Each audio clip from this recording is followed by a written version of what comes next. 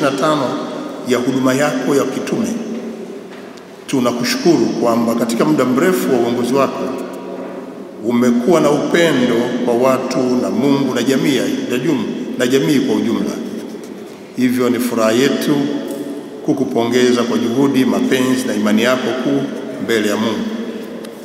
Mwashamba Baba Askofu Mkuu, waamini wote na wageni waalikwa, Baba Askofu Kilaini ni kielelezo cha ujasiri, imani thabiti na huduma kujitolea kwa kanisa na jamii ya Watanzania. Katika safari yake ameonyesha nguvu ya uvumilivu, akiwa na michango mikubwa katika maisha ya kanisa.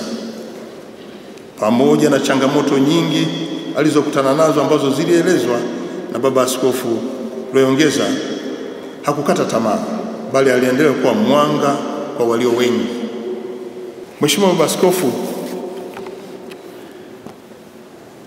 najua leo tumekutana hapa kwa lengo la kusherehekea jubilei ya miaka 25 ya Baba Askofu mstaafu, lakini naomba mniruhusu kutumia fursa hii kuzungumzia mambo muhimu yanayogusa nchi na sisi tunachukua kama ajenda maalum. Moja, swala kuimarisha maadili katika nchi. Sote tumekuwa tukishuhudia ongezeko la vitendo vya ukosefu wa maadili katika jamii yetu. Vitendo hivi vinatokana na malezi hafifu, lakini pia watu kuiga mila na desturi kutoka mataifa mengine ambazo haziendani na tamaduni zetu, mila zetu, desturi zetu, na kufanya maadili yetu ya Tanzania kuwa yanakiukwa.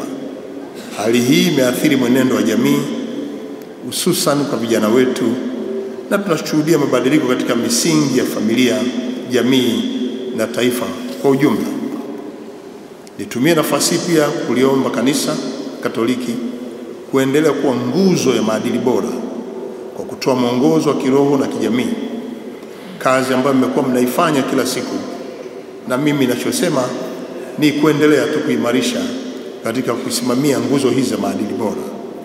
Kanisa lina nafasi ya kipekee kabisa katika kuhakikisha kwamba tunarudisha maadili haya kwa kweli ya Kitanzania yanayotufundisha kuheshimu utu, haki na amani.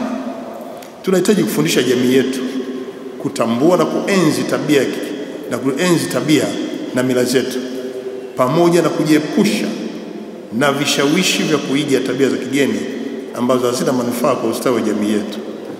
Kama serikali tunatambua mchango mkubwa wa Kanisa Katoliki katika hili, na tutashirikiana nanyi katika kuleta mabadiliko chanya katika kizazi cha sasa na kijacho.